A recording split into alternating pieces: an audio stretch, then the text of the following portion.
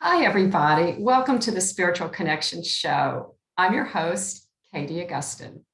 So I'm a transformation coach, an energy healer, shamanic practitioner, and the spiritual head of the Transformation Center CT, which is based in Westport, Connecticut.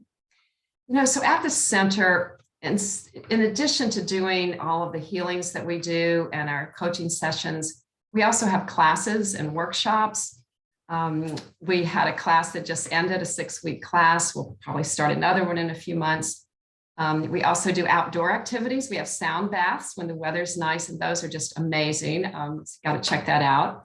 So I'm going to put up our website info, and you can go on here and check out all the events on the event page. And, with any questions you have, and that's our email address and phone number. And, everything we do here at the center is really focused on helping you experience a greater self-awareness. So that allows you to transform your limiting beliefs and then really access your own inner knowing to start creating the life that you really want. That's what it's all about. And you probably know the Spiritual Connection Show, if you've seen it before, is all about connection, which is one of my core values. And I just love connecting with you while we're watching the show, connecting with my guests, meeting new people, and having you learn from them, making that connection to what their journey has been and find out what's in it for yourself. And I love having new people. And today, well, this is actually the second part of an episode. You're going to meet my guest. Let me take that slide down. I'm so excited. Melissa Bernstein. Welcome again to the show, Melissa. Thanks, Katie. This is so much fun. I know, we're having a great time. And, I'll introduce Melissa again if you didn't see episode 1. She's a fellow Westport neighbor who I met last week when she was a speaker at a luncheon. And I'm going to read a little bit about her so you can get to know her. So Melissa is an entrepreneur. She's a creative, and she's a working mother of 6. Yes, 6. She's co-founder with her husband, Doug, of the wildly successful toy company, Melissa and Doug. And she has spent the last 30 years doing that, helping children discover themselves, their passions, their purpose through open-ended play. It's really a different sentiment than we see now in what's new for kids. This is like really the basic stuff that helps them figure out who they are. So that is her background. And then what we're going to talk about today is starting in 2020, after her own personal journey of self-discovery and acceptance, Melissa founded Lifelines. And you're going to hear all about that in this episode. And through Lifelines, she is using her unparalleled creativity and imagination to reinvent well-being products and experiences to help adults strengthen their resilience, stay grounded, and unlock their full potential. And what could be better? So I'm really excited to talk about Lifelines now. So again, welcome to the show, Melissa. Thank you. I'm going to start with the same question that we had in the last episode, which we really didn't quite get to finish. So can you tell us all about your own spiritual journey, how you got to where you are? Yes, I am definitely going to get to that in this session. So we had talked about that idea that when we deny and repress who we are our entire lives, it can't stay that way. Like as we get older, I do feel we all have sort of that seed, right, of self-expression in our souls of who we are. And the cry of our own souls to be seen authentically gets louder and louder and louder. And that's what started to happen to me. I started to feel really inauthentic in the fact that I was only showing kind of one part of who I was and really denying the fact that everything I created was birthed from a whole lot of darkness. So I finally got to the point, I was, in my late 40s, and I had been listening to all these podcasts of people sharing their personal transformation story. And I think it was because I wasn't sure why, because I was suddenly like obsessed with hearing all these stories.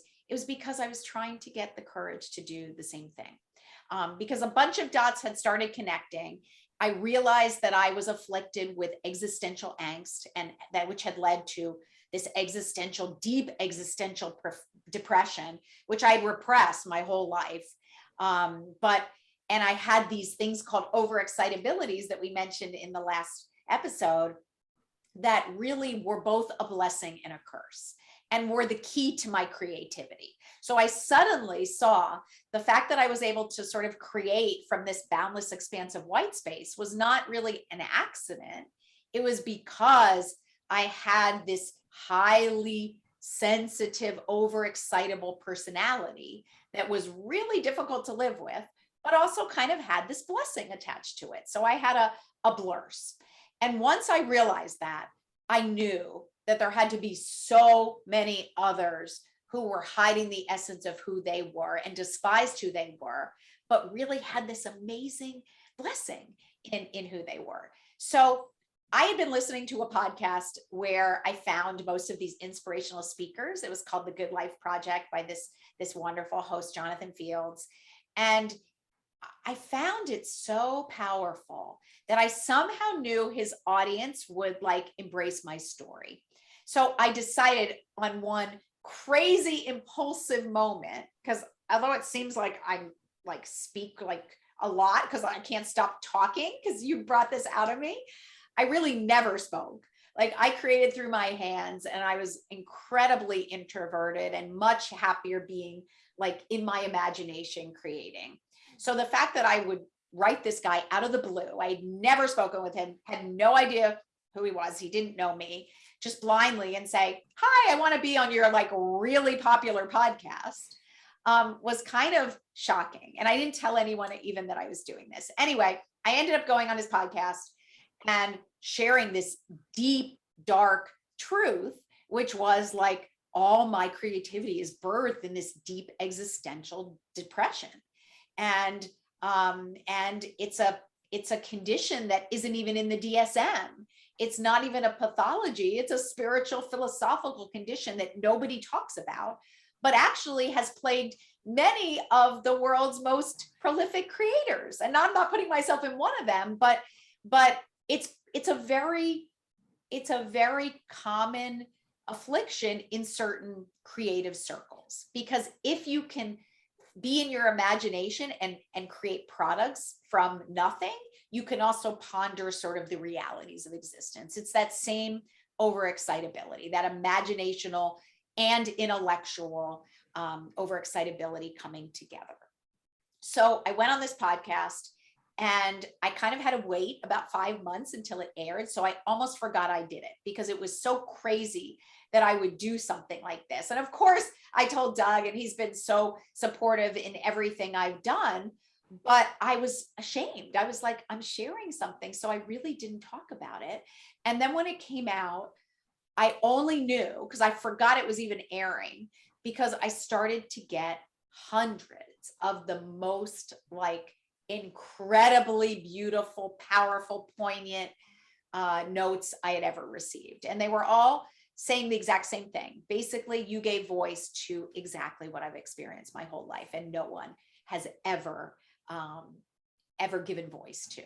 And at that moment, it was probably after maybe the 10th letter, I was like, I've loved making toys. It has been my salvation, and probably the reason I stayed alive all those years, because I found such joy in it. But I have to do something greater now, because, toys didn't have the ability to save someone's life, but I felt like I had the potential now. If someone was so mired in their existential nihilism that they believed they had no ability to make meaning, and I could show them that I traveled that path and I emerged from nihilism into existentialism, that maybe I could have the potential to change the trajectory of their lives. Definitely. I mean, you were guided to do that. Yeah.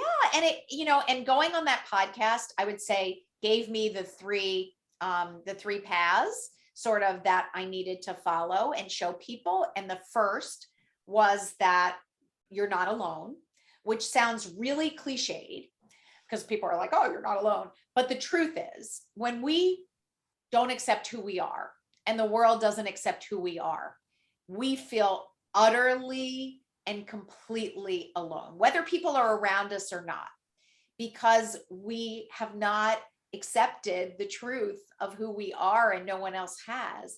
And I wanted to show others that I get it. I've been that stigmatized creative that, was told she's weird and will never fit in, and felt that sense of never belonging to anyone or anything as who I truly was. And I wanted to show others that, you know what, I've been there. It looks like I have everything, but I've been there and I can go there in a second, any day. Two, I wanted to show them that we all have the power to transform our darkness into light and make meaning. And that is the existential perspective and healing through meaning. And most folks who contacted me, they said we're very much the same in what we're feeling, but the only difference is you've found your way to transform it into light, and I haven't, and I'm still in darkness. How do I do that, Melissa? So that really became, for me, this desire to help people sow their seed of self-expression and cultivate it and bring it out to the world. And that's probably the most important piece of what I love doing, because that's the purpose piece. And then the third piece, which is really important too, is, so many of us, and I think Western society tells us that the pursuit of happiness is outside ourselves, right? And you need to chase it out there and keep striving for more and more and more success and achievement and material goods. And that's what I did. I did what society told me to do my whole life. I strived and I achieved and I achieved and I achieved and I achieved. And then I realized I've pretty much achieved everything. I'm at the top, and I'm still really, really unhappy inside. Like it's not enough. And I realized that you can't fill an inner void with external achievements. And that was like profound, because you can race all you want out there. You're never going to get the love and acceptance and contentment you're seeking. So for me, I had to finally stop my racing. We talked about this in the last episode, and have the courage. And this took more courage than anything I've ever done in my whole life, to go inward for the very first time and kind of accept the totality and the full spectrum of who Melissa really was. And that took three more paths. Everything's three, even though in Buddhism, it's not three, but that took three paths. One, it took enlisting the help of a trained professional who became is now one of my dearest friends. And she was also a very spiritual being. So that really helped, because I knew I had this like connection to something greater, but I never explored it. So through her and through very traditional like CBT techniques, but also a lot of spirituality in there, I learned I had to go back to the original wound, which was deep, even though I didn't think I had any wounds because I had repressed it so effectively. But I had to learn how to feel and how to revisit a lot of the hurt from never being accepted and embraced as who I was. So that took about 5 years, because I couldn't even stop my racing. I was so in the futile race, and I had to touch the deep abyss of myself was the existential nihilism, this sense of meaninglessness about existence. And I had to go there and touch it before I realized that it's part of me. It's the bottom of the abyss, but it's not all of me, and I can come back. And that was really powerful. So that was part of it. And then how to reframe, because when you're an existential nihilist, you are very negative. You are the definition of negativity. And although I don't seem it, I didn't even have a cup half empty. My cup was empty. Like, it wasn't half empty. It was completely bereft of any moisture at all. And I literally had to reframe what were incredibly negative mindsets. I will always be alone. Life is futile. No one will ever accept me. I mean, everything you can imagine, to reframe them to be more hopeful and optimistic. And that took a lot of practice, and still does, because my natural tendency is to think the worst. So that was the CBT. Then the second path was philosophical and spiritual. And that became my Sangha, my spiritual community, because I didn't really have people to talk about these things with. I never even considered myself an intellectual. Like I never talked about ideas with people. I just created stuff. And the idea of visiting these philosophers from the beginning of time, from Aristotle on, who talked about needing action as a form of as finding goals to find our purpose, like all the way up to, Viktor Frankl, and realizing that they all pondered the same nihilism that I did and found their own methods out. And I just like absorbed their wisdom like it was these precious jewels. And it really helped me. Like I'm in my imagination, and again, I'm weird, like they're alive to me. I'll get emotional, and they're like my support group, these philosophers, because they've really helped me through. Yeah, well, they are alive in spirit, is my belief, that they are here when we need them, and you clearly were able to call on them. So that's wonderful. And then the spiritual path became really trying to understand Buddhism, and especially Tibetan Buddhism. And it's very akin to existentialism. They actually have a ton in common. Just this idea that our suffering is in the mind, and we can detach from suffering very easily if we start to get rid of sort of all our misperceptions and our belief that we're distinct and alone, and as opposed to sort of interconnected, and also this sense that it's all impermanent, and we have to learn how to sort of accept the ephemeral nature of existence. And that was like, and I love Tibetan especially, because Tibetan Buddhism doesn't really say you need to renounce things. It basically said you can live your worldly life and enjoy the chattels of of materiality, as long as you see it all as a cosmic show.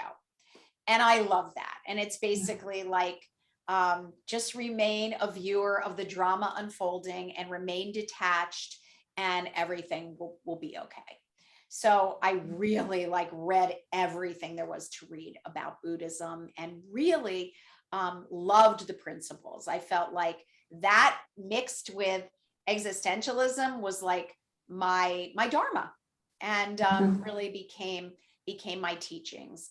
And then the third, which you can ask questions about, became my practice. And that's really the essence of Lifelines. Okay, great. So you took what you considered, those three, that's awesome. I love that. And that's going to be so helpful for people to hear, because I think, deep down, all of us want a roadmap. Yeah. And like you use the ancient philosophers to kind of give you that sense. And so people now can use what you're putting out there. Exactly. So I think that's perfect. So I want you to talk about Lifelines and how that is evolving. Would it be helpful if I put up the website? Well, let me put up the slide with you don't have to yet. You can do it at the end. Okay, well, let me just put this little slide up, which has the information where they can go visit you on social media and the website as well. If people want to look at it right this minute, they can do that. Yeah, so Lifelines, I mean, the word Lifelines came out of purely my own experience, because my Sangha, before I found these philosophers, became these verses that I wrote. These lines of verse became my lifelines, because they really were my prayers, I would say, and my questions answered, and my hopes and my dreams, and I would recite them to myself to give me hope when I really felt there was no hope and that everything was futile. So our lifelines are basically anything that tethers us to the present moment and brings us that sense of calmness that we so deeply seek. And Lifeline started just as my sharing my personal story, because I think sharing our story is so important. We all have a story, and while our story remains hidden, we're inauthentic, right? We're hiding the truth of who we are. So for me, the final step after I went on that podcast was like, now I got to just share the whole story. in kind of its full unedited version, and know that this isn't the book people want from me. It's not the shiny, anecdotes of Melissa and Doug with the cute, beautiful photos of the 6 kids and the anecdotes about when I created this toy, this is what happened. And that I could do that book. Like, that would be the easiest book ever to do. But I didn't want to do that book. And I had tons of people contacting me about doing that book. They were like, it'll be a great seller. I was like, I don't want the shiny book. I've been creating shiny toys for 30 plus years. And like, I'm trying to show the truth of who I am. And I want to do this completely honest book. And in fact, so honest that I didn't even go through a traditional publisher, because I wanted it to be really big and I wanted it to be beautiful and I wanted to charge not as much as they wanted to charge for it. And I didn't want them to turn it into a self-help book. Like, I just wanted it to be a combination of beautiful photography from the places I love, verses which never sell, and my journal writings and my reflections that sort of came into this book. And for those who didn't like it, like, I had to finally accept that that's okay. I'm going to touch hopefully a few people a little, and not a lot of people. I'm sorry, I'm going to touch a few people a lot and not a lot of people a little. And that is okay.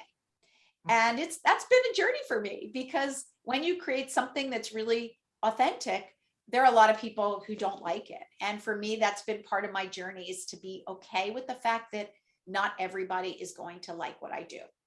So Right. then Here's the book, by the way. I put it up on the screen. And it's really heavy. A lot of people call it a doorstop, because it's really, it's thick, and I had to edit it down. It was 900 pages and I had to edit it down to 600, because, it was my life's amalgamation, and I was old. So there was a lot to put in there. So then I was going on my own journey as I was writing this book. And what happened is I sort of came out, right, as who I authentically was. And a lot of the burden of despair lifted, honestly, because I was authentic now and I didn't have to hide anything. And I did feel like very light and liberated. However, I still had an issue, which was I'm still a creative. And I still have this highly overexcitable personality. And I'm at risk of the 2 extremes. I'm at risk for floating off into the boundless expanse of white space and never coming back, because when I create, I go to this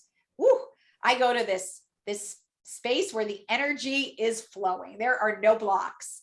And it is so blissful that I don't want to come down, honestly. Like, down is tough. And I could stay up there forever and not eat and drink or sleep. And that's bliss. So I have to come down, though. And I want to come down because this is my life. And I do love my life and I have people who I love here. And then the other thing I'm at risk at, if I get stuck in my head, the left side of my head, for any moment of time, which still happens, even though I do a lot of things to ensure it doesn't, I can go into that existential nihilism and potentially never come back. Because if I even unlock it, it's a Pandora's box. So I was like, I'm free now, but like, that could in itself create another existential meaning crisis, because what am I supposed to do now? And that became this practice I created called Practice Makes Purpose. And this practice is the linchpin of the philosophy behind Lifelines, which is that we all, whether we are afflicted or not, or whether we are coasting in the center, everything's great, life is great. Life will inevitably have its ups and downs. Life will inevitably throw us curveballs, and like the pandemic. And so many folks who were like, everything was fine, they suddenly hit the pandemic, and like they had no support system, nothing to anchor them to the present moment. So this practice for me is my anchor to being here in my life and using it to be here and be able to, the word we use is potentialize, which is realize our full potential. Yeah. Yeah, that's a big part of what I, assist people in doing, because we all have it. We're all individuals, but it's just a matter of accessing it. Yeah. And I think when one of my favorite philosophers, Soren Kierkegaard, has an amazing quote, so simple, but it's anxiety is the dizziness of freedom. And for me, that really explains so much of it, because once we're freed from our burdens and we've accepted ourselves, right? Once we go on that inward journey and we accept ourselves in totality, which is a huge accomplishment in and of itself, that's not the end. That could then, it's like, okay, now I'm not using my energy on denying, resisting, and repressing. So I have like this boundless bounty of energy, but what the heck do I do with it? And if we don't know what to do with it, which happens all the time, that's when we fall into an even deeper meaning crisis. Because now it's like, well, I accept who I am, but I don't know what I'm supposed to do. So that's where you really need a daily deliberate practice to give you, it's a flexible framework. And I laughed because I work with a mentor, an existential philosopher who's like one of my heroines. And I said to her, but here I am, I'm like a boundless, expansive creative. And I'm actually saying I need a framework. And she said, yes, without framework, we cannot exist in the world. We are in the world. We need a framework. And that was so validating for me, because I was like, why do I need a framework if I'm just the ultimate in creativity? And actually, without that framework, I'm completely lost in one of the extremes. So the framework is essential and necessary for all of us. Yeah, that makes sense. And is that why you created the Lifelines it's not an organization. How would you describe? So it's an ecosystem that has a few different areas, and we're just beginning. So what you even see on the website is not where we're ultimately going to be. Well, but basically, it's 3 areas. It's our practice, which is our framework, which we're writing a workbook right now. I'm in the process of literally a concrete workbook that's going to be fun and take you on this exploration of who you are and how you ground yourself. It's going to involve products. So I have to create tangible form from the chaos within. So I always have to turn it into something concrete that I can actually look at and say, all that darkness created something like really joyful and light. So we are actually creating well-being products that will engage us in sensory immersion. And for me, my senses have become integral to my grounding practice. And because I constantly need to come home. Like I get stuck in the white space, I get stuck in the despair, both sides of my mind. And the products allow me to continually come home. So we're going to have, I would say by the end of this year, we will have about 50 tangible consumer products that engage our senses. And then our community is super important too. I've been doing workshops for the last 1.5 years on lifelinescom, and we do them every 2 to 3 weeks. And they're on the practice, they're on discovering purpose. We're on the end of our first journey through the practice, which ends in purpose. So in a couple weeks, we'll be doing a couple sessions on purpose. And then ultimately our community will really grow, and we'll have all kinds of workshops on all kinds of topics. I love to talk about martyrdom for women. I love to talk about perfectionism, like so many things that people don't talk about. Well, that's great, Melissa. We're running out of time again, believe it or not. I know, but I'm so glad we got to share everything about Lifelines, not everything, but the tip of the iceberg about Lifelines. People can go on your website and attend one of your workshops. I would definitely recommend that. So thank you again for being here. The workshops are entirely free, and all the resources on Lifelines are free. Great. Yeah. Well, thanks so much for being here and sharing your story, and look forward to seeing you again in person soon. Thanks, Katie. This was amazing. And thanks for all you're doing to support. Oh, thank you. All right.